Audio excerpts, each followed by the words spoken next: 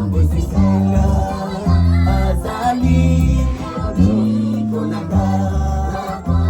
kolima ina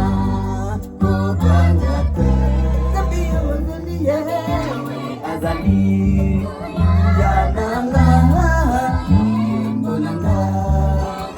akomi ilo bikonanga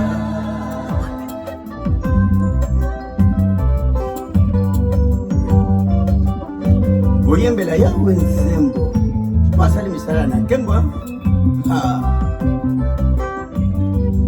azali kokote kosala misala na kembo yembela yawe nzembo nzambiye